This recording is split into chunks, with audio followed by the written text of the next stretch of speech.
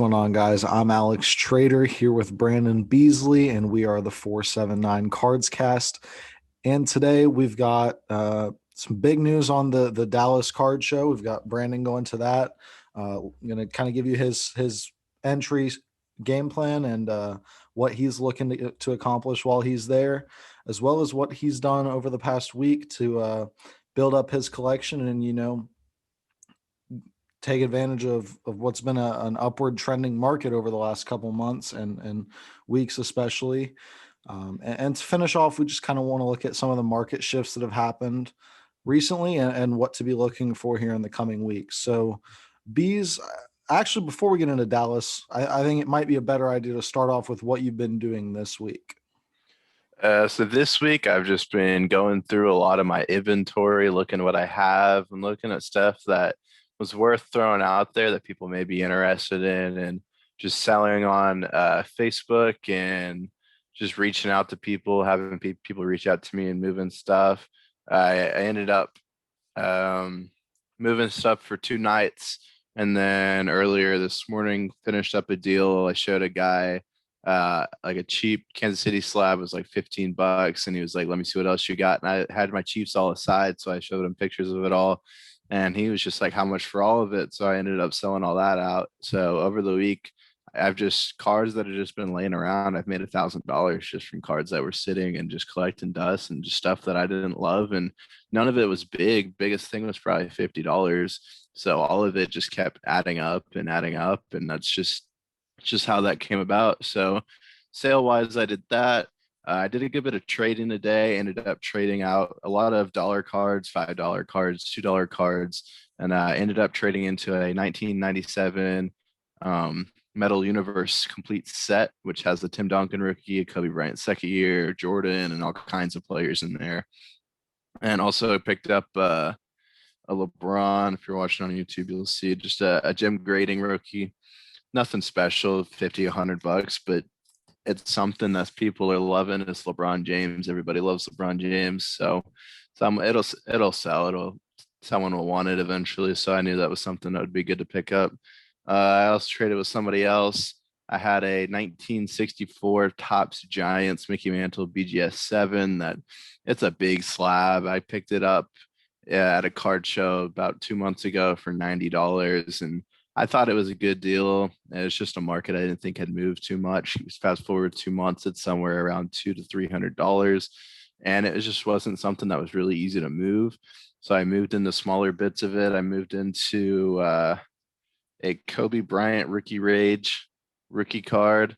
I moved into a Kobe Bryant 2000 EX, which, if you know anything about Kobe Bryant, his EX rookie card just raw sells, or I know in a PSA 8 it sells for about $1,500.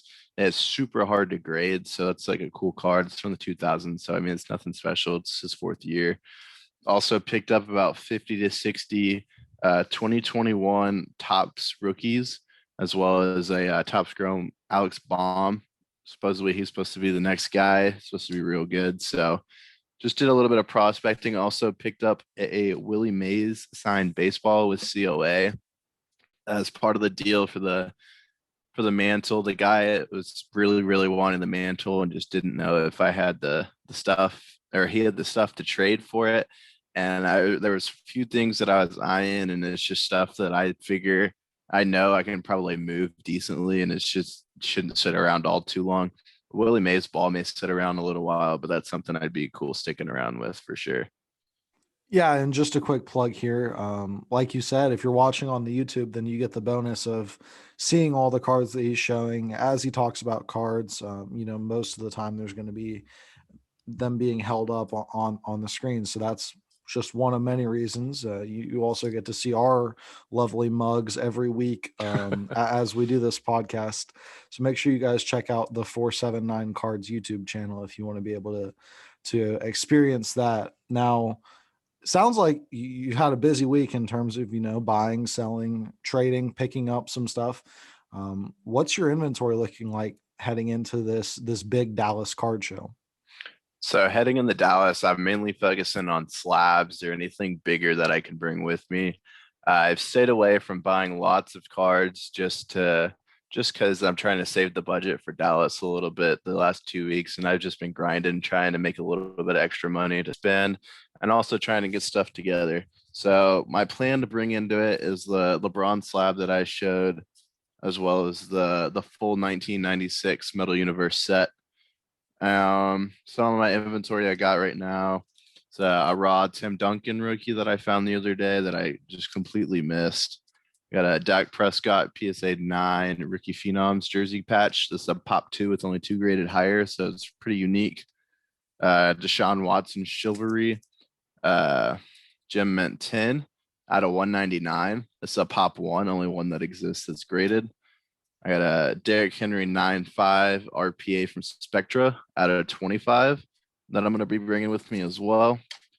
Just because it's a Dallas show, you gotta have some Zeke Donruss base PSA 9. It's nothing special, but there's gonna be a market for it. Zeke Gem Plus Beckett Silver.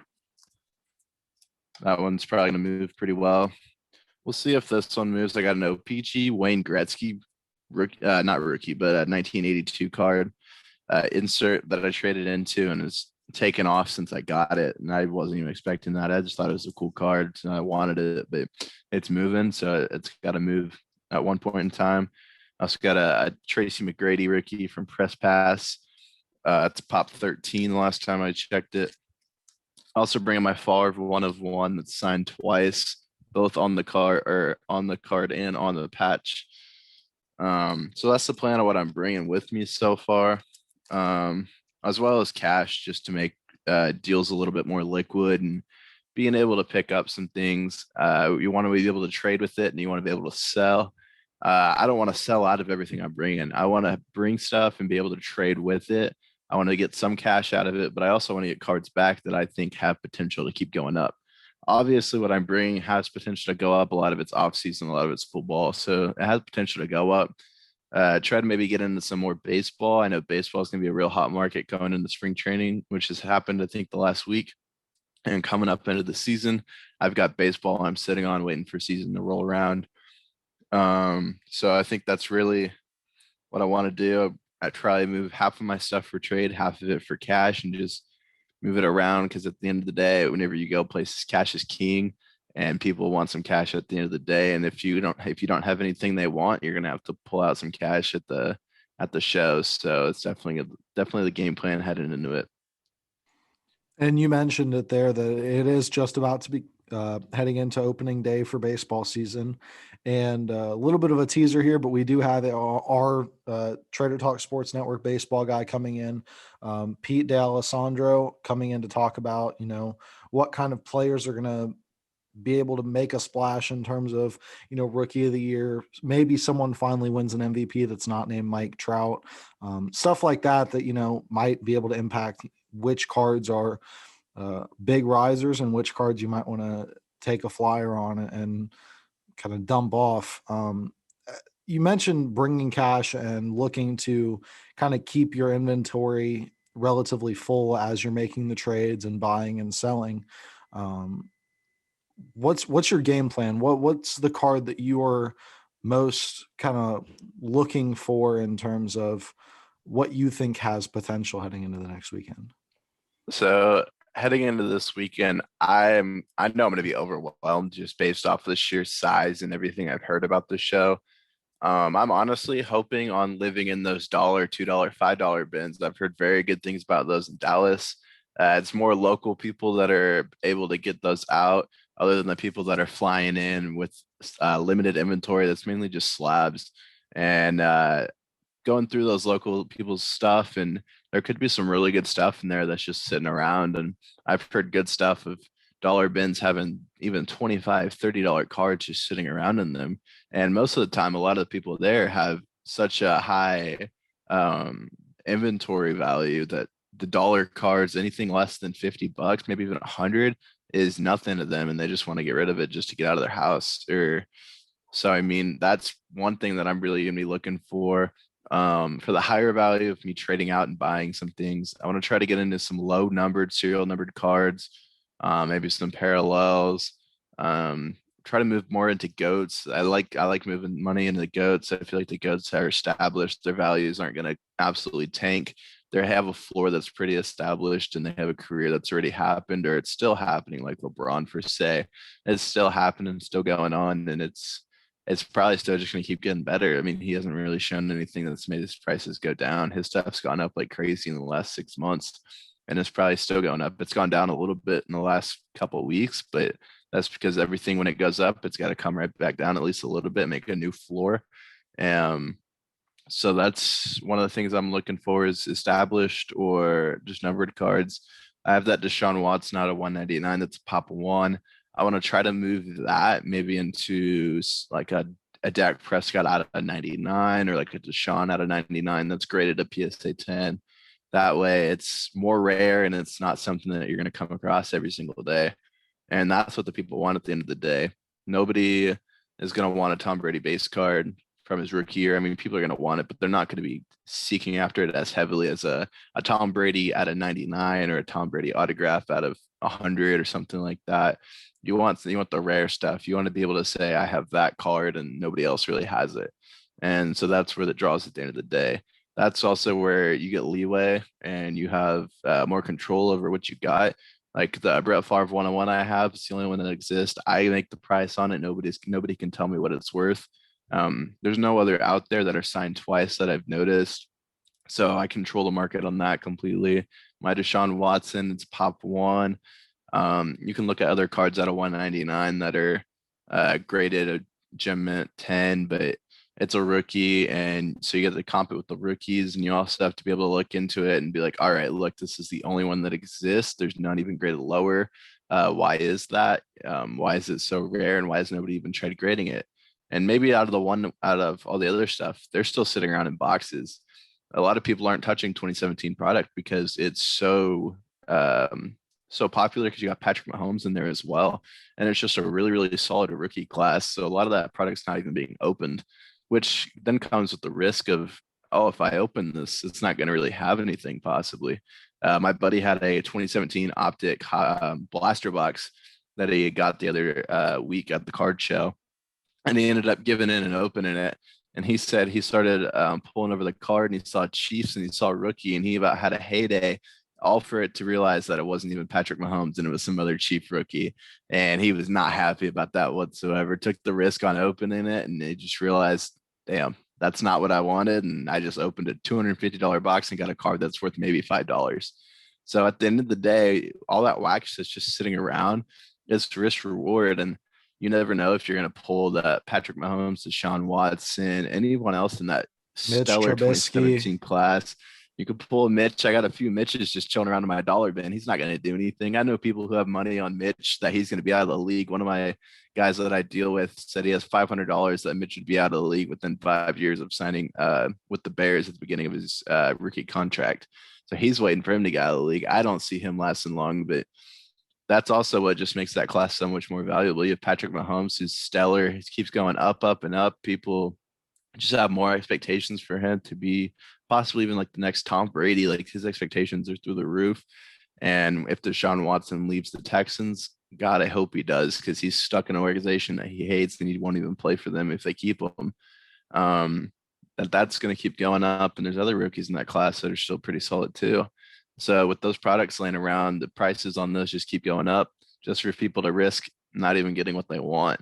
So that's also what happens with that pop count staying so low, is that stuff doesn't even exist. It's there, but nobody's touching it because it's such a risk to even get into. So definitely moving into that low serial numbered stuff is very important, especially in stuff that people are holding a lot. So the pop count's really not going to move on it too much.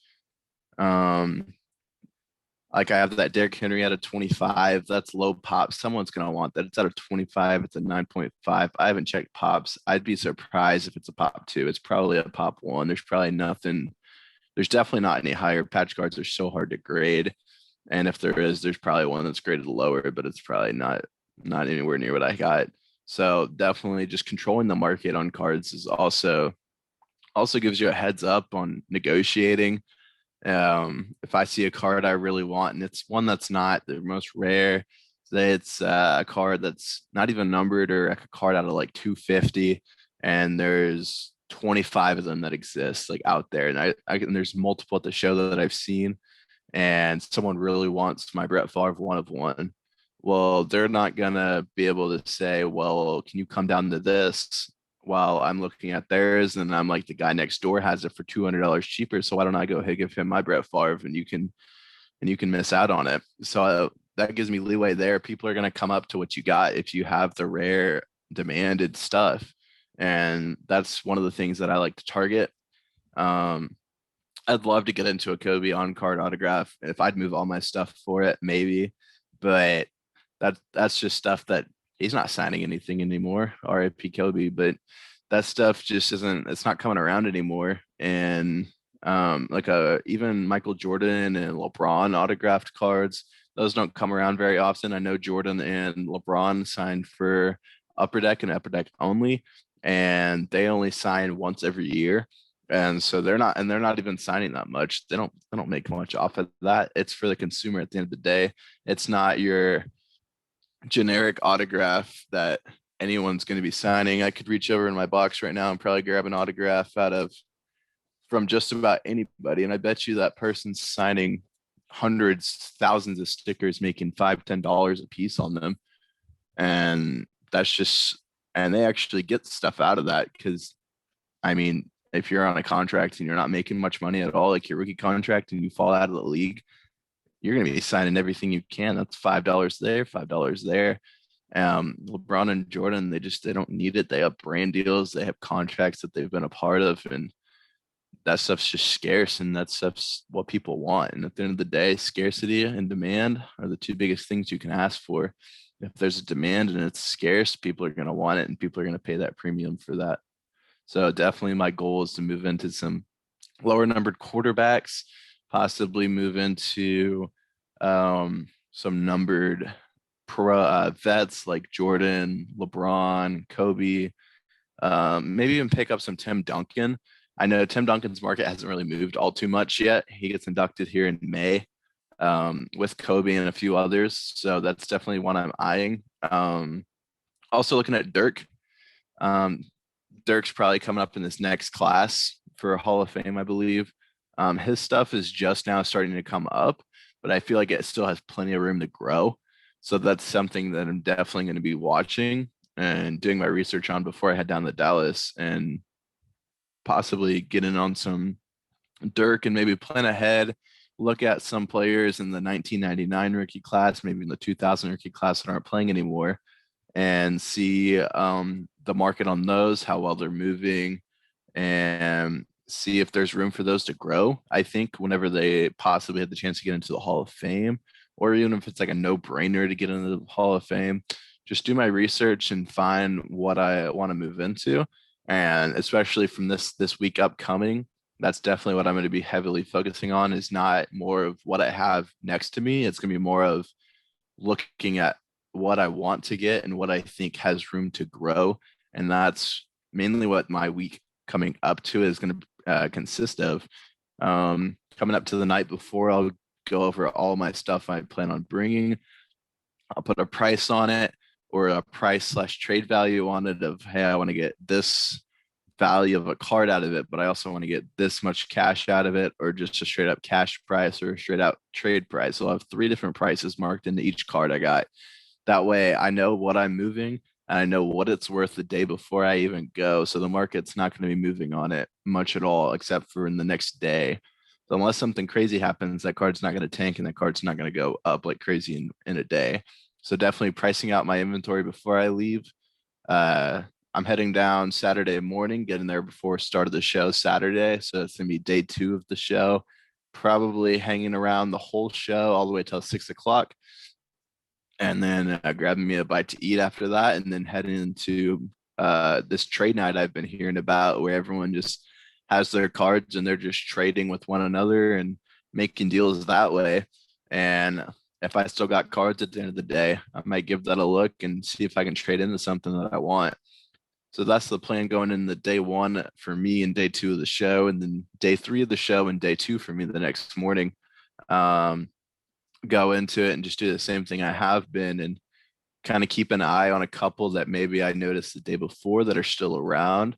And as the show starts coming to an end, if it's still around, maybe it's something that people are wanting to move out of and not bring back to them because they flew in from California, New England, like all kinds of places, New York, and they just don't want to bring that back with them. So maybe they'll bail off with it for a couple dollars, couple hundred off of what they wanted for it, just because they don't want it in their inventory anymore.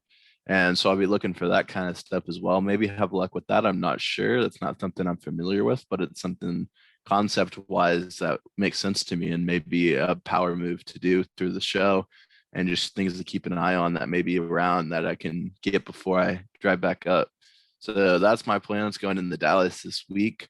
Um, my inventory that I showed going into this week probably won't change all too much. That's pretty much all I've got to bring at the moment. Anything else I'm either holding or it's just not worth a Dallas show size. Like whenever I went to the Bentonville show here locally, like the last few weeks, I brought a lot of cards value between $10 and $75, and now it's anything probably $50 and up when I go to Dallas, just because I know that market is, from what I've seen, is so much bigger. That's crazy. In that one room, there's going to be millions of dollars worth of cards, which is insane to even think about. But I can walk up to someone's table and that one table is going to be worth over $100,000 just in what cards they have. They could even have one card that's worth more than $100,000 in today's market. That's not insane. Speaking of today's market, a Kobe Bryant card recently sold for an all-time for Kobe Bryant. It was a black label, Topps Chrome refractor, I believe, which sold for just shy of $1.8 million. And that just shows you the market's not slowing down on anything. Everything's going up, and there's a demand for just about everybody, and that's just not slowing down. The market's still excelling. You just got to find who you want when you want it. Do you think it'll go up, or is it an established player that you think is just going to go up because of the rarity, or is it just a card you want to have in your collection because you think it's awesome to look at? And at the end of the day, there's something for everybody in the hobby. And even if it's collecting, if it's reselling, at the end of the day, a card, when it finds its true home, it's going to sit there and it's just going to be appreciated by someone. So I'd love to pick up some PC cards for my personal collection while I'm at the Dallas show too. Will I find any? I'm not even sure because I don't know what to expect, but I really hope I do. So that's my game plan heading into Dallas this weekend.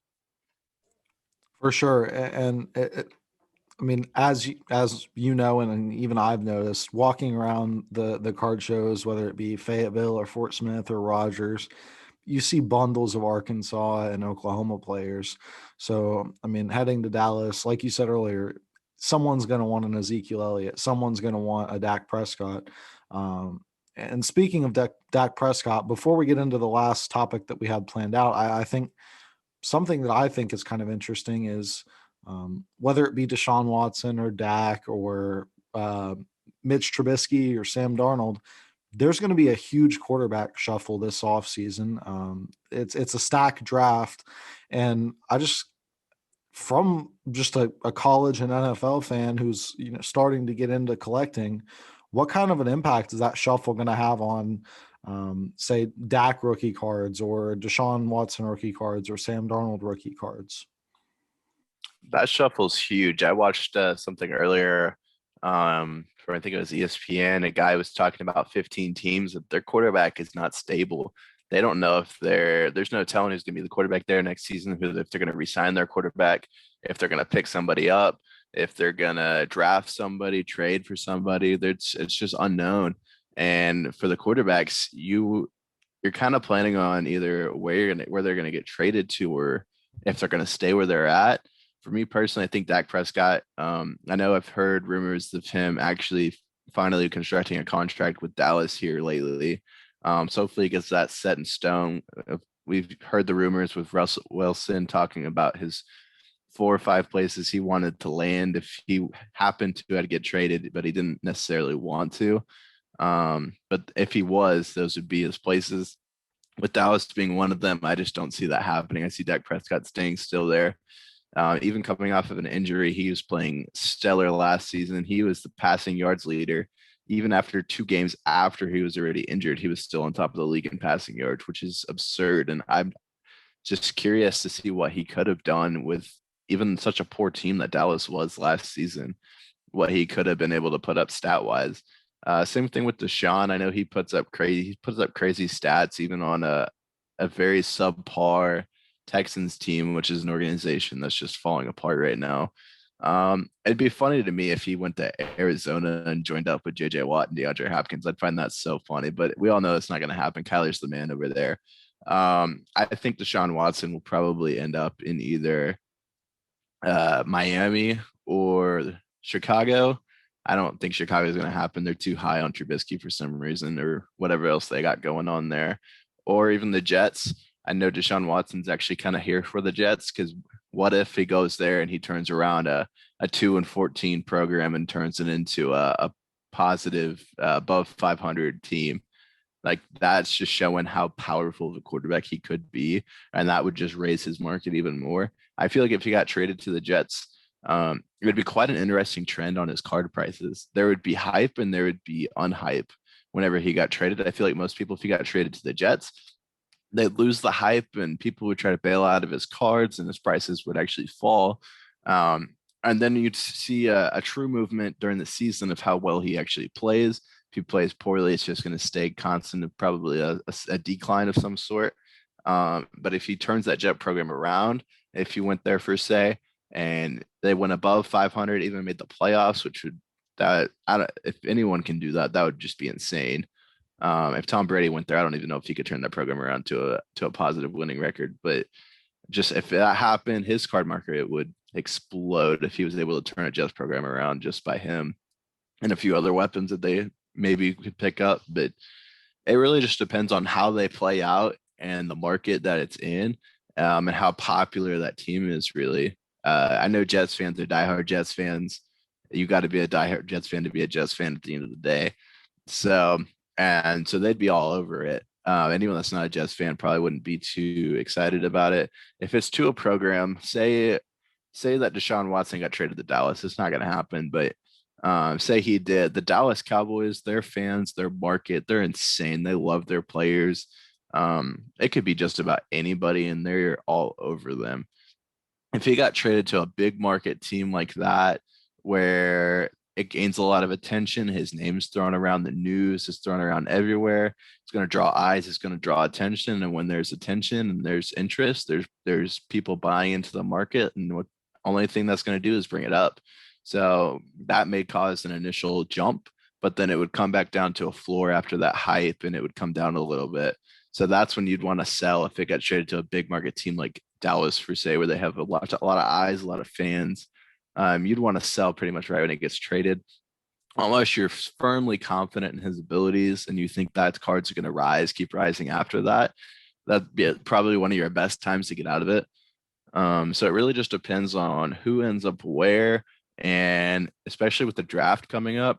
I know coming in the last season, I was looking at Jarrett Stidham prices because I had pulled a Jarrett Stidham card as a redemption that I ended up finally actually getting back. And it's jersey numbered. It's 4 out of 50, if anyone's wondering. But that's sitting in my closet. I don't know if he'll ever do anything, if they'll roll with Cam next season, but he probably won't ever do anything. So that's just a personal collection card for somebody at the end of the day. And when the draft comes around, and if a team makes a trade before the draft or trades up for a quarterback, say you were the Patriots and you had Stidham and you didn't have Cam Newton at the time, and you pulled a Packers move and traded up to get Jordan Love, and all of a sudden you picked up a quarterback that has high potential or possible potential at all, and you realize, oh, Stidham's not going to be the guy anymore. Most likely his stuff's going to fall because everyone's going to be trying to get rid of it because they don't know if he'll ever touch the field again. And so it really just depends, especially with the draft. I'm curious to see how some players move, especially Tua. His future is very up in the air right now, whether he's going to be in Miami next season, if they draft a quarterback, which honestly is not impossible. I've heard things that they may even be looking for one again. I'm not sure how much they believe in him. So when a team drafts a quarterback, the quarterback that's already been there, unless it's firmly established, like Aaron Rodgers when they draft Love, everyone just thought they were dumb and insane. His stuff didn't move down. People knew that he was going to be the starter there, and that wasn't going to change anything. They've drafted quarterbacks like Brett Hundley before, and what happened to him? He's not doing anything anymore. So it really just depends on how established the quarterback in the current market is on that team, as well as how highly people are of them. So, like the Cowboys that drafted Ben DiNucci, nobody worried about Dak Prescott's prices when Ben DiNucci came around. He's a third string quarterback. He's behind Andy Dalton. It's Andy Dalton. There's a market for Andy Dalton too, and he's a second string quarterback. It just depends on where you're at and who you like. And at the end of the day, if they're going to play or not, and you just got to be confident and know what you're talking about, and know that demographics of where someone's getting traded, because honestly, that makes a big difference in their card price. And I'm we had the GameStop fiasco happen, so you can't necessarily count out guys like Gucci Danucci and Trace McSorley, kind of those meme players. If this is really the new stock market in terms of something that people go in and they try and invest and they do that day trading kind of thing, there's gonna be situations where values driven up for no reason. Like you said earlier, it's the market is set at what it's set at, and that's based on supply and demand. And if there's a high demand for those players, then that price is going to shoot straight up. So I think that's going to be a kind of interesting thing to see, especially after what we saw with GameStop and AMC recently. True. And to interrupt you on that, the other earlier this week, I sold a card of an egg. For some reason, there's a fiasco that this egg card from 2019 Allen Ginter is worth money. I've seen one graded in a PSA 10, and I was like, I wonder what that's even worth. I don't know why someone would grade that. And I checked, and they're going for like $45, $50. And I was just like, I don't understand fiascos like that. That's just something a card I had in my closet, didn't even care about. And I was like, I'll just throw that up on eBay. Got a best offer at $25, and I sold that thing in a heartbeat. It's a card that was just going to be in my closet and would probably end up in the trash can uh, if I ever had to move it. So I'll take a $25 card that was just sitting around. So fiascos like that are definitely possible. I sold a Trace McSorley auto at a 199 during the whole Trace McSorley fiasco when his song that was made about him went popular. So that kind of stuff, the little fiascos can really drive someone's price up, even if they're a nobody or an egg.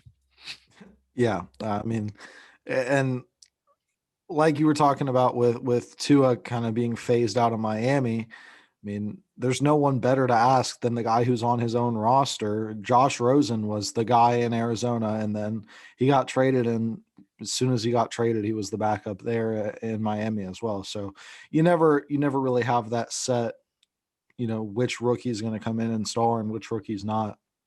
Um, the last thing we kind of wanted to talk about was, as we're recording this, it's the middle of the NBA All-Star game. Personally, I haven't been a huge NBA watcher this season, but I've been keeping an eye on what my guy Luka Doncic is doing. So far in this game, it doesn't seem like he's going to come away with the MVP. But what kind of an impact does All-Star Weekend have on guys like, I mean, I know this year Steph Curry won the 3-point contest, but last year Buddy Hield won it. The dunk contest this year has Obi Toppin and Cassius Stanley, and I'm blanking on the third person, but Couldn't tell you. it's kind of a weird halftime situation. What kind of impact does it have if there's a surprise MVP, say Mike Conley wins it, or just the say Cassius Stanley comes out and wins the dunk contest? I mean, at the end of the day, I don't really feel like the All Star game or really any of those little skill contests, dunk contests, 3 points really have a impact on card prices all too much.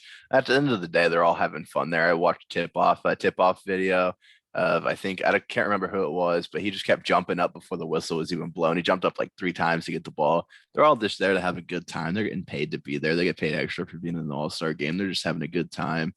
And at the end of the day, that doesn't really do much for a card price unless someone does something absolutely insane. But they're really just there to have fun. The All-Star game at the end of the day is usually really high scoring, and they don't really play much defense. It's supposed to be flashy. It's supposed to be entertaining. So, I mean, those are your key step players. So nothing really crazy happens there. Something that would be more crazy in a market that I'm curious to look at probably after we're done with this podcast is Blake Griffin. I know finalized he was waiting for a waiver to get cleared, and he ended up getting that cleared. And now he's part of the Brooklyn Nets. So the Nets now have him, Kevin Durant, Harden, and Kyrie Irving. Sounds like they're building a super team over there. So I'm wondering what impact that has on his card market.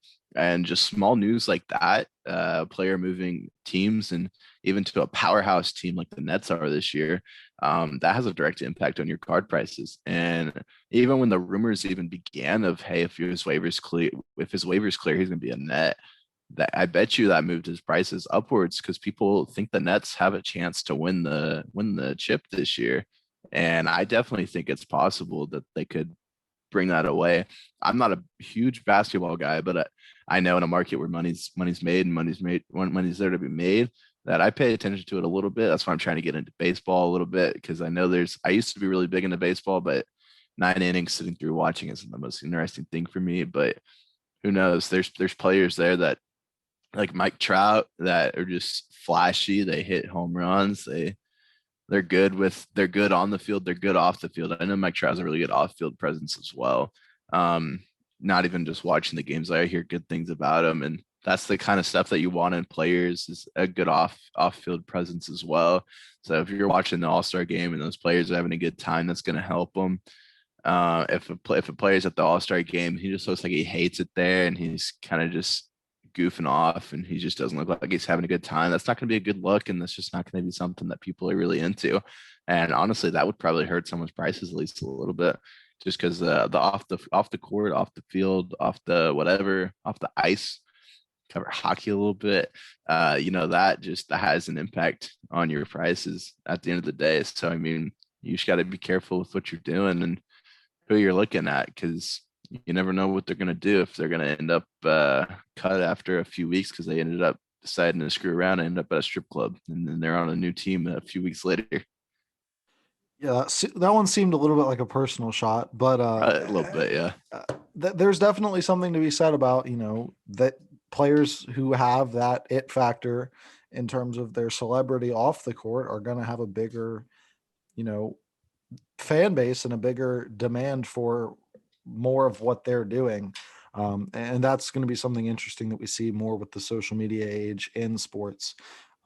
You mentioned it right there at the end, and I think that was a great segue for us to move into kind of the preview foreshadowing part of next week's episode. Like we said, you'll be in Dallas, so uh, we'll have a podcast either live from Dallas if we do it late Saturday night, or potentially a late Sunday night, full on recap of both days and the drive there and the drive back and all that fun stuff. Oh yeah. But um, I will be doing an interview with our baseball guy, as I mentioned earlier, Pete, kind of talking about who to look out for this upcoming season. And I think it's going to be a really interesting look into not only who Pete is and what he kind of looks for in his baseball predictions, because he has a great series going up on TraderTalkSports.com right now, covering all 6 divisions as well as his award winners and postseason predictions. But he's got a great knowledge of the game, and that stuff's going to be super helpful when it comes into I tend to be a pretty big football fan. I used to know a lot about basketball. I know a fair bit, but I don't follow the league as closely.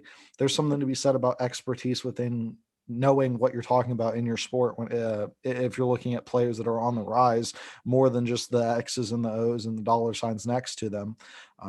But I think that's going to be a really interesting interview with Pete, and hopefully we're going to be able to bring you guys an interview every week. I know the card community is huge, and just getting everyone's point of view and their perspective on what makes an interesting deal or an interesting card to follow is something that I think helps a lot with the casual collectors, as well as guys like you, Brandon, who go out and they spend a lot of time trying to make sure that they're finding the best deals possible. And I think that it's going to be a great. This podcast has been a lot of fun so far. Trying to learn and kind of figure out what all there is in terms of like what Brandon was talking about and what makes players' values jump. I think that's really fascinating, and hopefully we can continue to make that happen for everybody. Um, Brandon, do you have any closing topics? Just kind of you touched on. I don't really know much about baseball. With Pete's going to come in next week, talk a little bit more baseball.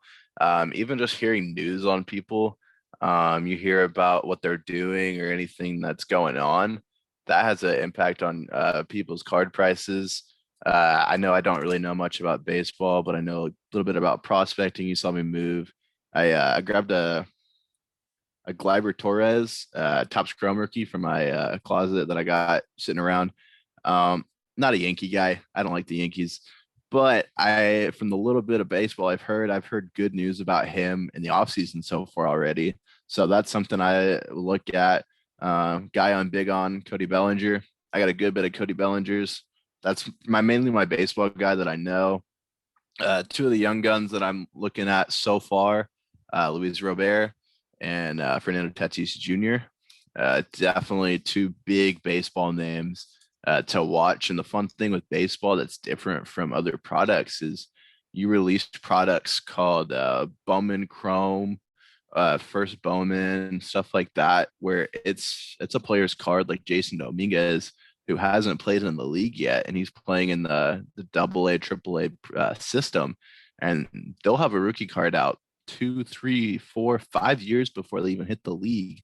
So that's what makes baseball very interesting to me, and a concept that I'm still learning. I learn everything. I learn something different every single day with the card market and everything like that.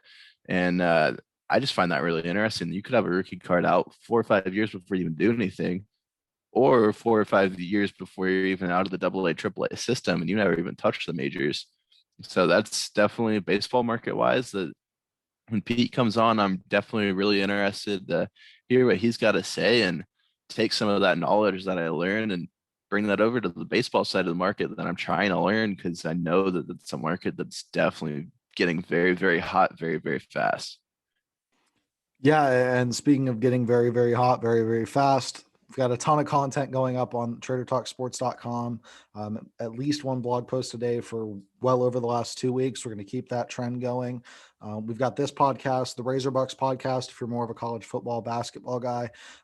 We have quarterback of the Marietta Pioneers coming on next Friday for that podcast, or I guess now this Friday, as well as a surprise guest the week after to talk bracketology. Bees, you have posts going up as on the 479 blog page with on Trader Talk Sports, as well as just TTSN home on Instagram, 479 cards on Instagram.